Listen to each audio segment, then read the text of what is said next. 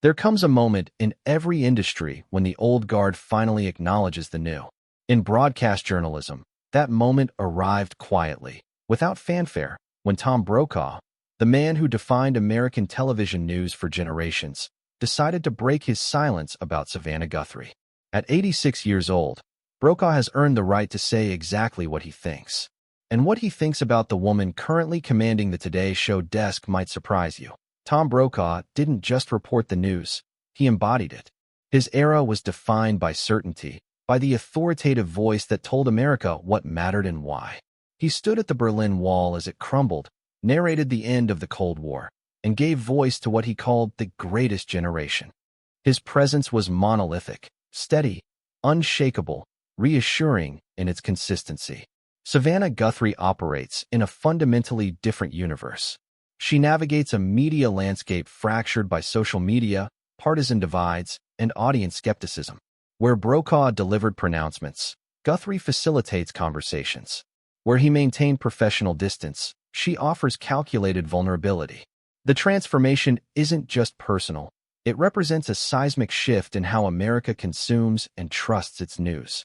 When Brokaw recently spoke about Guthrie, he wasn't simply offering professional courtesy.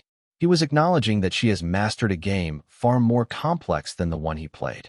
Sources close to the veteran journalist suggest he's been particularly impressed by her dual capacity. The prosecutorial sharpness of her legal background combined with the warmth of someone you'd actually want to have coffee with.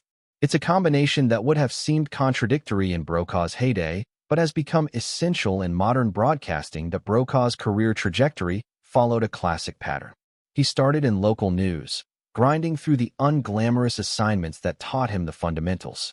He navigated a newsroom culture that was intense, competitive, and overwhelmingly male. Success meant outlasting rivals, delivering under pressure, and maintaining an almost inhuman level of composure.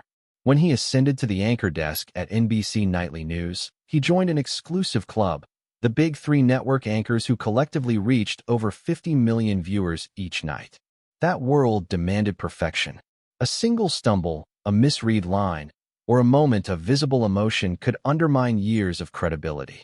Brokaw thrived by being unflappable, by projecting confidence even when covering events that would shake lesser journalists. His strength was in his consistency.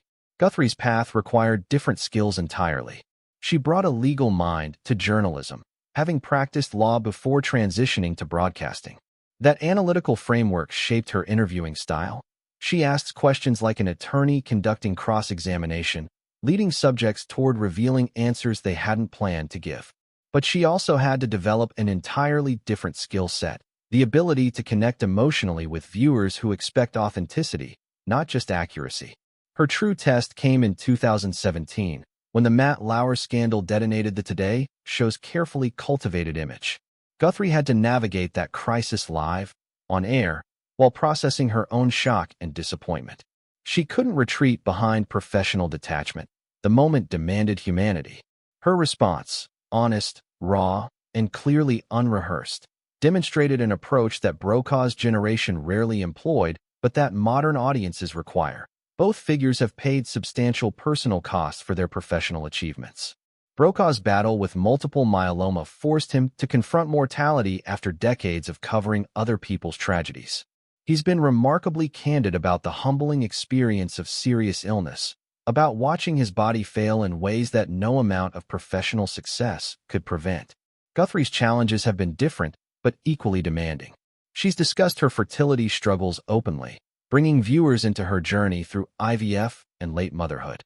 When a freak accident with her son's toy train threatened her vision in one eye, requiring multiple surgeries, she returned to the desk in glasses, explaining what had happened rather than hiding behind makeup and camera angles. These personal revelations serve a purpose beyond mere transparency. They signal a fundamental shift in what audiences expect from their news personalities. Brokaw's generation protected their privacy fiercely, understanding that mystery enhanced authority. Guthrie's generation recognizes that selective vulnerability builds trust.